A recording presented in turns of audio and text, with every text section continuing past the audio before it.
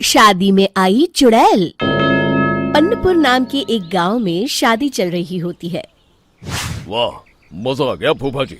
शादी में क्या खाना बना है, बाराती तो उंगलियां चाटते रह जाएंगे। हाँ, तुमने सही कहा, पनीर की सब्जी का तो कोई जवाब ही नहीं। दूसरी तरफ पंडित जी फेरों की तैयारी कर रहे होते हैं कि तभी वहाँ एक चुड़ैल आ जाती है। अरे मर गया रे, ये चुड़ैल यहाँ क्या कर रही है? अरे दिवाकर जी, ये आपकी कौन सी रिश्तेदार है? अरे मुझे क्या पता, क्यों भाग्यवान, कहीं ये तुम्हारे मायके से तो नहीं आई है?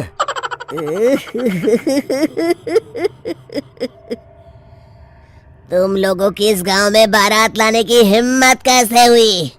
मेरे रहते इस गांव में किसी की शादी नहीं हो सकती। अब तुम लोग देखो मैं क्या करती हूँ। अरे मर गया रे, मैंने सुना है ये जबान की पक्की है। भागो रे भागो, वरना ये चुड़ैल किसी को नहीं छोड़ेगी। हाँ, तुम सही कहते हो मोहन भाई, यहाँ से भाग लेने में ही हम सबकी भलाई है। देखते ही देखते शादी के मंडप में भगदड़ मच जाती है और चुड़ैल सब कुछ उजाड़ कर रख देती है। फिर एक दिन मोहन की शादी तय हो जाती है। अरे भाई, अगले हफ्ते मेरी शादी तय हो गई है, लेकिन इस चुड़ैल की दहशत के मारे तो मेरे हाथ पैर कांप रहे हैं। अरे मोहन, तुम्हारा दिमाग तो खराब नहीं हो गया? तुम अपने साथ साथ हम सब गांव वालों को भी बलि का बकरा बनाना चाहते हो? उस चुड़ैल के रहते तुमने अपनी शादी के बारे में सोच भी कैसे लिया? देखो गोपाल, डर तो मुझे भी लग रहा है, लेकिन उस चुड़ैल के डर से मैं जिंदगी भर कुंवारा तो नहीं रह सकता। तभी वहाँ मोहन के होने वाले ससुर आ जाते हैं। अरे ससुर जी आप? देखो, अब तक मैं तुम्हारा ससुर बना नहीं हूँ और शायद बनूंगा भी नहीं। ये आप क्या कह रहे हैं? मैंने तो शादी का कोड भी सिलवा लिया है। मैं अपनी बेटी की शादी किसी अच्छे गांव में कराना चाहता हूँ। तुम्हारा गांव तो भूतिया गांव है। मैं तो क्या, अब तो कोई भी अपनी लड़की इस गांव वालों को नहीं देगा। इस तरह चुड़ैल के डर से उस गांव में किसी की भी शादी नहीं हो पाती। फिर एक दिन गांव के जमींदार अपनी बेटी की शादी करने का विचार करते हैं, लेकिन चुड़ैल के डर से उनकी भी हिम्मत जवाब दे देती है। अगर मेरी बेटी की शादी तय समय से नहीं हुई तो मेरी नाक कट जाएगी। मुझे कुछ करना ही होगा। एक सलाहकार के कहने पर जमींदार काशी से एक बहुत ही नामी तांत्रिक को अपने घर बुलवाते हैं, जो भूत चुड़ैल को पकड़ने में माहिर माना जाता था। जमींदार साहब, आप चिंता मत करिए। इस गांव की सीमा में प्रवेश करते ही मुझे उस चुड़ैल के बारे में सब पता चल गया था। आप उसे जल्दी से जल्दी कैद कर लीजिए ताकि मैं अपनी बेटी की शादी कर सकूं। जब वो चुड़ैल एक इंसान थी, तब ठीक उसकी शादी करने वाले दिन ही उसकी और उसके होने वाले पति की एक दुर्घटना में मौत हो गई थी।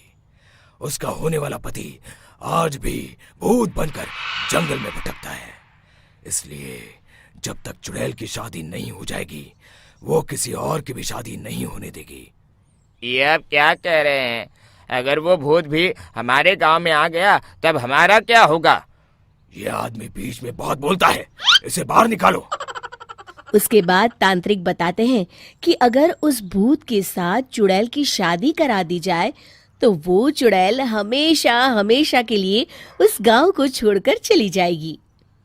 जमींदार साहब, आप अपनी बेटी की शादी की तैयारी शुरू कर दीजिए। मैं कुछ गांव वालों को अपने साथ लेकर उस भूत को ढूंढने जंगल की ओर जाता हूँ। इस तरह जमींदार निश्चित होकर अपनी बेटी की शादी करवाने लगते हैं, लेकिन तभी वहाँ चुड़ैल आ जाती है। मैंने तुम गांव वालों को समझाया था ना कि इस गांव में कभी कोई शादी नहीं करेगा। लगता है तुम लोग मुझे हल्के में ले रहे हो। चुड़ैल जमींदार की बेटी को उठा लेती है।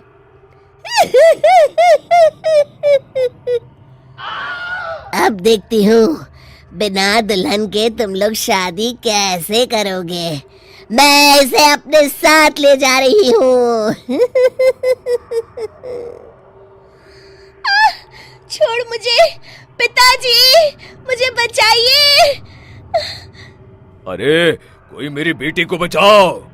तभी तांत्रिक उस भूत को लेकर वहां पहुंचता है। अरे भाग्यवान, रुको, इन मासूमों को परेशान मत करो, मैं आ गया हूँ, अब तुम मेरे साथ चलो। चुड़ैल बहुत खुश हो जाती है। आप आ गए, चलिए अब हम मंदिर में चलकर शादी कर लेते हैं। अरे अरे अरे अरे, ये क्या कह रही हो? मंदिर में जाके दोबारा मरना है क्या? चलो, आज से हम जंगल में रहेंगे। चुड़ैल चली गई, अब मेरी शादी हो जाएगी। इस तरह सभी गांव वाले खुशी से झूमने लगते हैं। सास का मायका प्रेम। रिद्धि की सास को हर वक्त अपने मायके का गाना गाने की आदत थी। अरे बस करना माँ, मामा का ये किस्सा तो 50 बार पहले भी सुना चुकी है। अरे हाँ, तो क्यों ना बताऊं।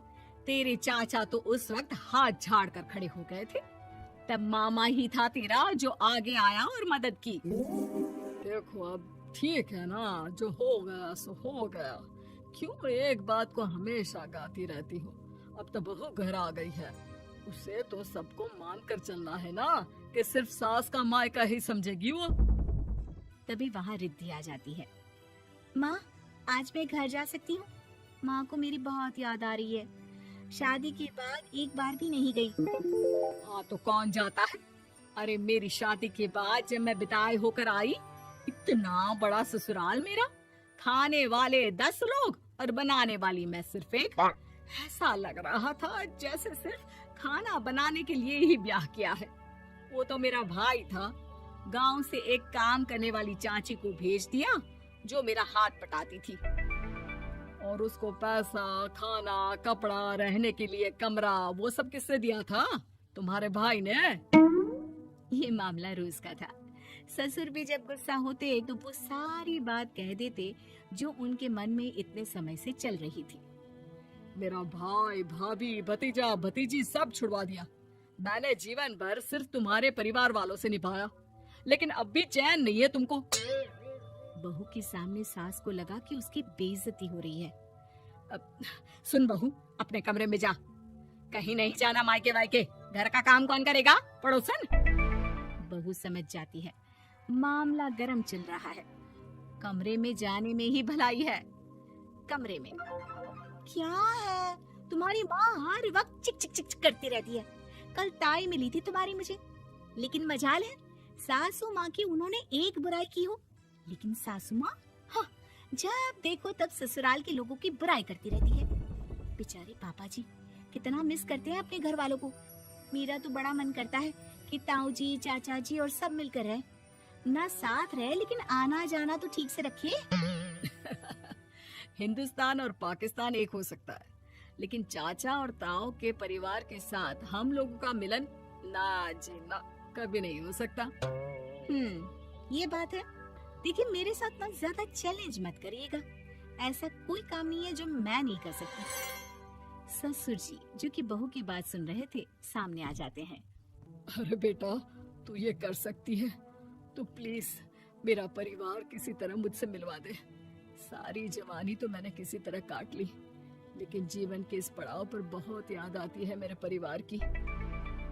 हाँ हाँ पिताजी, आप चिंता मत करिए, बस मेरा साथ देते रहिए आप दोनों। फिर देखिए कैसे माँ जी भी ठीक हो जाएंगी और पूरा परिवार भी एक हो जाएगा। थोड़ी देर बाद बहू सामान लेकर घर से निकल रही होती है कि मना किया था ना तुझे मायके जाने के लिए, फिर क्यों जा रही है? बहू कुछ कहती इससे पहले ही बेटा बोलने लगता है। क्या है माँ, वो घर जा रही है।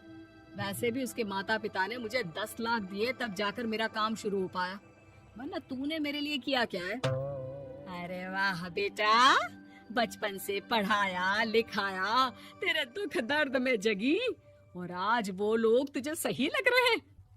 और फिर ससुराल में लड़की खुश रहे, ये तो मायके वालों की जीवन भर की जिम्मेदारी रहती है। तो ये तुमको भी तो सोचना था ना। ताऊ जी ने पापा को पढ़ाया लिखाया, जब तुम नहीं आई थी तो पापा के लिए ताई जी ने पापा की माँ की तरह देखभाल की। अब बोलिए। अरे तू कुछ नहीं जानता बेटा, तेरे पापा को सब पता है, तभी वो उन लोगों से वास्ता नहीं रखते। मैं उन लोगों को जानता हूँ, लेकिन मैं तुम्हें नहीं जानता कि तुम्हारे मन के लायक काम नहीं हुआ तो तुम घर की शांति बर्बाद कर दोगी। सास जोर जोर से चिल्लाने लगती है। तभी वहाँ सास का भाई आ जाता है। अरे क्यों आप लोग मेरी बहन को परेशान करते रहते हैं? पहले ये जीजा कम थे, जब बहू भी आ गई। बहन, मैंने तो 30 साल पहले ही बोला था, अपना हिस्सा ले और छोड़ इन लोगों को, चल अपने साथ। बहू समझ जाती है कि मामा ससुर की नजर किस पर है। देखा, तुम लोग मुझे अकेला मत समझना, मेरा भाई खड़ा है आज भी मेरे लिए। बहू मायके जाती है और आते वक्त साथ में एक नौकरानी ले आती है। अरे बहू, कुछ खाने को दे दे। अरे आंटी, क्यों भाभी को परेशान करती रहती हो? उनके भाई ने मुझे जिम्मेदारी दी है, किसी भी चीज की परेशानी नहीं होनी चाहिए भाभी को। जो चाहिए मुझे बोलने का। आय हाय, बहू के मायके वालों का इतना दखल। ये मेरा घर है, कोई कल का आए इसे पूरा कैप्चर कर ले, ये बर्दाश्त नहीं होगा मुझसे। क्या हो गया सासू माँ, क्यों सुबह सुबह चिल्ला रही हैं? चमेली, ओ चमेली, क्या कहा था मेरे भाई ने तुझे? अरे दीदी बहुत तेज है आपकी सासू माँ। मैंने तो बोला कुछ चाहिए तो मांग लो मुझसे। अरे निकल यहाँ से, घर को रेलवे स्टेशन बना रखा है, जो देखो वो घुमा जा रहा है यहाँ से वहाँ। ये कहीं नहीं जाएगी, ये जाएगी तो घर का काम कौन करेगा? मैं? हाँ, और क्या करती है बहुएं? घर का काम ही तो करती है, इसमें नया क्या है? तभी वहाँ ससुर जी आ जाते हैं। हाँ, तो यही बात तो तुम्हें भी समझनी चाहिए थी ना। आज बहू के मायके से नौकर आ गया तो तुम्हें बुरा लग रहा है? अरे तो उस वक्त गर्मा गर्म खाना तो सबने खाया ना। ऐसा तो नहीं है कि मेरे मायके का नौकर था तो सिर्फ मेरे लिए बनाता था। अरे निकालो इसे फिलहाल, बाद में बात करती हूँ। सास का गुस्सा जोर से नौकरानी पर फूटता है। तभी वहाँ बेटा सामान के साथ आकर खड़ा हो जाता है। चलो रिद्धि, तुम ठीक बोलती हो। मेरी माँ को तो हम लोगों की कोई फिक्र है ही नहीं, ये तो सारा दिन सिर्फ अपने बारे में सोचती है। और देखिए, मैं अब से कह रही हूँ कि अब से इस घर की तरफ आपको देखना भी नहीं है। नहीं आना आज के बाद इन लोगों से मिलने। हाँ हाँ, बस कभी कभी दिन में 2 बार मिलने आ जाओ। नहीं, बिल्कुल नहीं। ससुर झूठा नाटक करते हुए। मेरी बीवी ने मुझे मेरे ही परिवार से दूर कर दिया, आज बहू मेरा इकलौता बेटा दूर कर रही है। हाय, कैसे जीऊंगा मैं? वाह, वो भाई जो आपको बेटे की तरह मानता था, उन्हें छोड़ने में तो दुख नहीं हुआ। आज खुद का बेटा छोड़कर जा रहा है तो कैसे जीऊंगा? बढ़िया है। अब सास समझ चुकी थी कि उससे गलती क्या हुई है। मुझे माफ कर दे बहू, अब मेरी समझ में आ गया कि अपनों से दूर कर बीवियां पति का भला नहीं बल्कि उन्हें जीवन में अकेला कर रही है। मुझे माफ कर दे, मैं अब सबसे माफी मांग लूंगी। ससुर जी दूर से बहू को थम्स अप दिखाते हैं।